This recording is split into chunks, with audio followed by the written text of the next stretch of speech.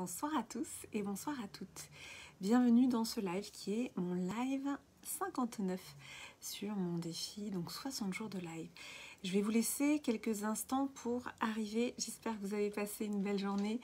C'était une journée estivale, c'était une journée, voilà, il fait encore très chaud là ce soir. Donc j'espère que vous en avez bien profité, tout simplement. Pour aujourd'hui, comme chaque jour, je vais vous raconter une histoire. Ce sont les histoires du soir. Chaque jour, je vous partage une anecdote personnelle, je vous partage mes réflexions, je vous partage les enseignements que je retire de ma journée. Je vous partage voilà, tout ce qui ne se voit pas, puisque pour celles et ceux qui ne me connaissent pas, je suis Clémence Martin, je suis la fondatrice de The Positive Place. Et The Positive Place, c'est cette entreprise qui s'intéresse à ce qui se passe à l'intérieur. Donc si vous êtes là en direct avec moi, faites-moi un petit coucou dans le chat, comme ça on peut se connecter, on peut voilà, se communiquer, c'est aussi le but de ces lives. Coucou Ariane, super, merci pour ta présence à l'histoire du soir, c'est donc la 59e histoire. Et pour celles et ceux qui me regardent en replay, mettez-moi le hashtag replay. Et puis voilà, vous pouvez toujours me mettre vos commentaires, vos remarques, si ça résonne pour vous, qu'est-ce que ça vous fait, si ça vous parle. Et voilà, j'ai toujours énormément de plaisir à vous lire et à savoir que eh bien, ça vous touche, ça résonne, quoi. C'est important pour moi. Alors aujourd'hui, j'avais envie de vous parler du récit de soi. Vous savez que j'ai une passion pour les récits, les différents récits. On a plusieurs récits qui nous structurent en fait. Et il y a un récit qui est celui qu'on se raconte soi-même. Et j'avais envie de revenir dessus parce que finalement le récit de soi, et je l'ai encore vécu hier, ça fait une résonance en fait avec mon live d'hier, ce que je vais vous dire aujourd'hui, c'est que parfois on s'enferme dans un récit de soi qui va être dans le drame, on va s'enfermer dans le drame. Et pourquoi ça résonne? Super Ariane, merci. Et on peut s'enfermer dans le récit de soi qui va être un récit autour du drame. Pourquoi? Parce qu'il y a une sorte de fascination dramatique, une fascination pour le drame, une fascination que moi je trouve un peu morbide en fait. Quand je dis morbide, c'est contraire à la vie, qui va nous enfermer un petit peu dans un récit dramatique en fonction de ce qu'on a vécu, mais en fait on peut évidemment qu'il y a des faits qui sont dramatiques, je ne vais pas contester ça, mais là ce que j'ai envie de pointer ce soir, c'est la dimension du récit, c'est la dimension de ce que l'on se raconte. Et dans ce que l'on se raconte, j'ai du mal ce soir, est-ce qu'on s'attache justement au drame que l'on a vécu? Est-ce qu'on les ressasse? Donc il y a plusieurs choses dans le récit de soi, c'est est-ce qu'on ressasse les drames à l'intérieur, un peu en mode victime et en mode biais d'injustice. Oui, et en plus, moi, il m'est arrivé ça, etc., etc. Donc ça, c'est le récit intérieur, la petite voix à l'intérieur. Et où est-ce qu'on le raconte aussi à l'extérieur, à la moindre occasion, j'ai envie de dire. Et encore une fois, je le dis avec toute humilité, parce que si je peux vous en parler comme ça très clairement, c'est parce que, pour ma part, j'ai fait ça. J'ai fait, c'est-à-dire que j'étais enfermée moi-même dans mon récit. J'étais enfermée moi-même dans mon drame. Et alors pourquoi? Déjà il y a plusieurs raisons à ça, parce que quand on vit des drames, justement quand on vit des événements en tout cas difficiles, on va enlever le mot drame, on va le laisser de côté, donc quand on vit des événements difficiles, en fait on est choqué, donc ça provoque un choc émotionnel. Le choc émotionnel peut être suivi d'une sidération, et en fait après on a besoin de mettre des mots. Et le problème, c'est que le choc émotionnel va laisser donc une empreinte qui va faire que finalement, on n'arrive pas à sortir du choc et on va répéter le récit, on va s'enfermer dans son récit. Et moi, je me souviens que dans ma tête, j'avais cette voix où je me re-racontais l'histoire. C'est quand même incroyable quand on y pense. Mais je vous le dis avec toute honnêteté, c'était ça que je faisais. Je me re-racontais l'histoire du drame en boucle et machin. Puis des fois, je m'arrêtais. Enfin, en tout cas, quand j'ai commencé ce travail justement d'aller écouter mon langage intérieur, j'ai commencé à me dire « Non mais là c'est stop, je ne vais pas encore me re-raconter cette histoire-là, ça suffit. » Parce que plusieurs années après, on va dire le premier drame qui m'a touchée, c'est la maladie très grave du père de mon fils. Donc ça a été un choc énorme parce qu'il y avait un enjeu vital, hein, il était entre la vie et la mort. Donc ça a été un très gros choc. Encore une fois, je ne remets pas en question l'événement lui-même. Ça a été un très gros choc, mais je dirais oui, 2-3 ans après, je me surprenais en train de ruminer et de me re-raconter l'histoire à moi-même. Voilà.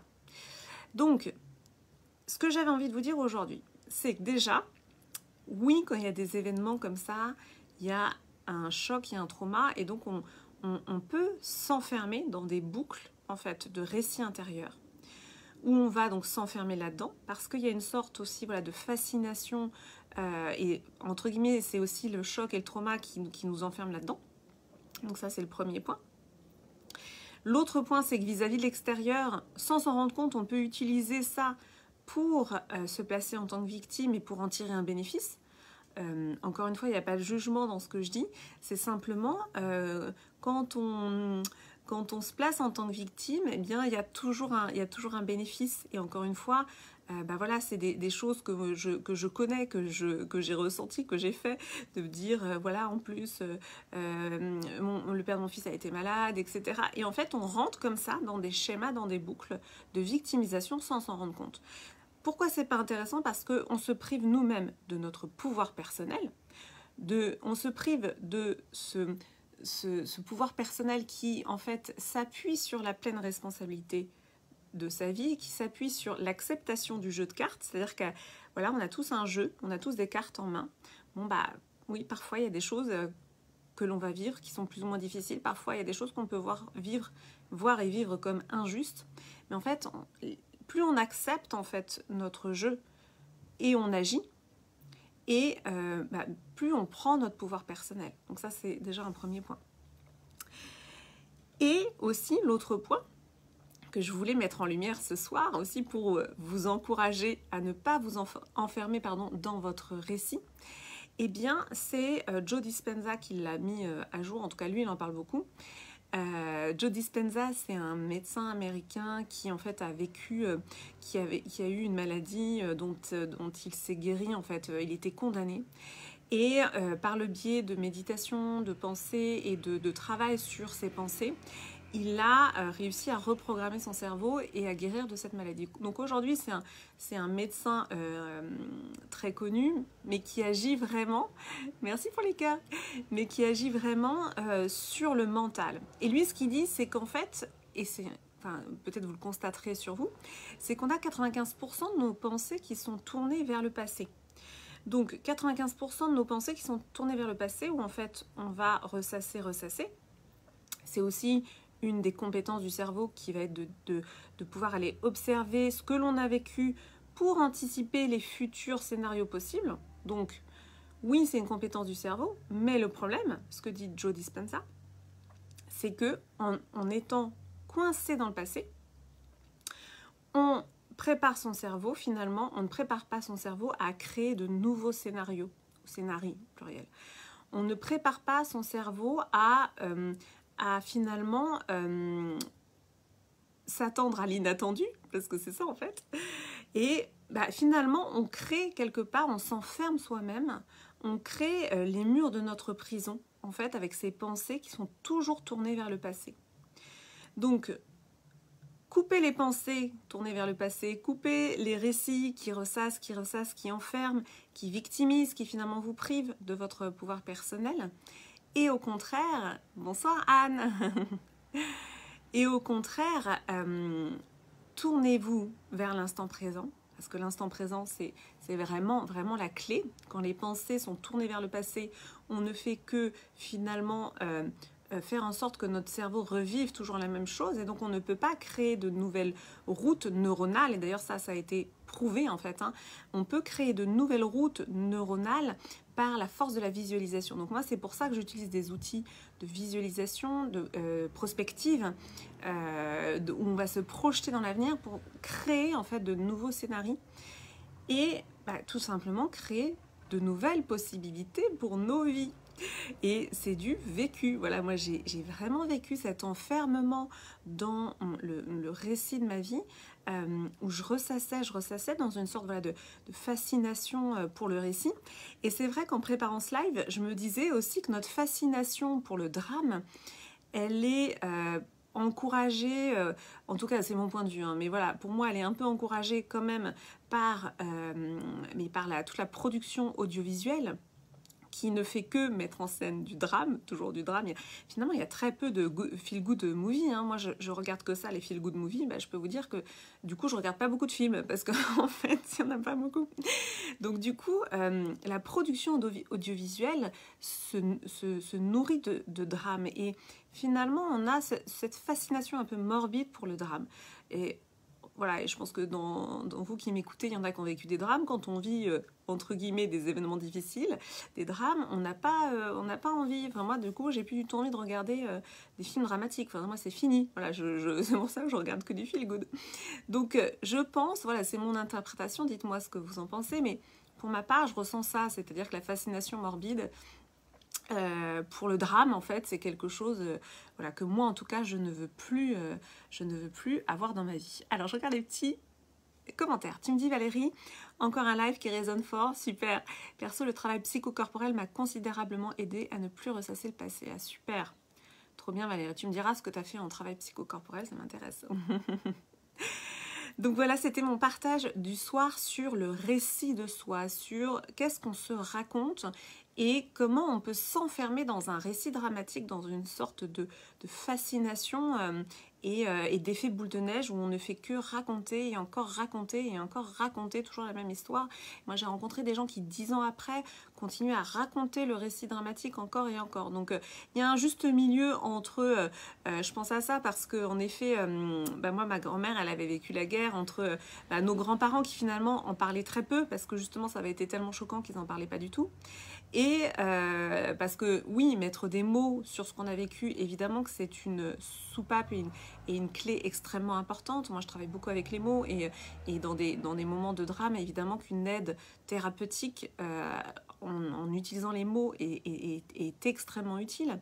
Mais après, c'est se sortir en fait du ressassement du scénario et du récit de soi qui finalement nous entraîne en permanence vers le passé. Et voilà, et le passé, même s'il est dramatique, eh bien pour moi, voilà, il ne faut pas s'y attacher entre guillemets et s'ouvrir à de nouveaux scénarios, s'ouvrir à de nouvelles possibilités, avec notamment la visualisation prospective et voilà, d'autres outils que j'utilise notamment dans l'initiation de la femme solaire. Donc voilà, j'étais très heureuse de vous partager ce live 59. Voilà, je vous fais un petit teasing, mais demain il y aura une annonce surprise. Pour celles qui veulent encore nous rejoindre dans l'initiation de la femme solaire, eh bien vous pouvez encore nous rejoindre avant le 7 juin. Le 7 juin, c'est la deuxième activation qui commence sur la partie émotionnelle. Et bien sur cette activation, sur la partie émotionnelle, je vais vous révéler des choses qu'on vous a sûrement jamais dit sur les émotions, parce que l'idée, c'est pas les émotions, voilà, on en parle quand même beaucoup, vous les connaissez. Donc là, je vais aller plus loin, évidemment, dans des outils que je veux extrêmement pragmatiques, life-changing. Voilà, l'idée, c'est que vous ayez des activations énergétiques, que vous puissiez vraiment, qui aient un impact, en fait, dans votre vie, parce que c'est ça le but pour moi. C'est ça, ma transmission, elle est là. Elle est life-changing. J'ai envie vraiment que ça vous change la vie. Super, merci beaucoup Ariane. Bon, écoute Valérie, je suis très heureuse si tu as hâte, moi aussi. C'est lundi prochain. Donc je vous dis à demain pour ceux qui me suivent sur les lives et puis à lundi pour l'activation de la femme solaire sur les émotions. Écrivez-moi en MP si vous souhaitez nous rejoindre. Je vous embrasse. À demain.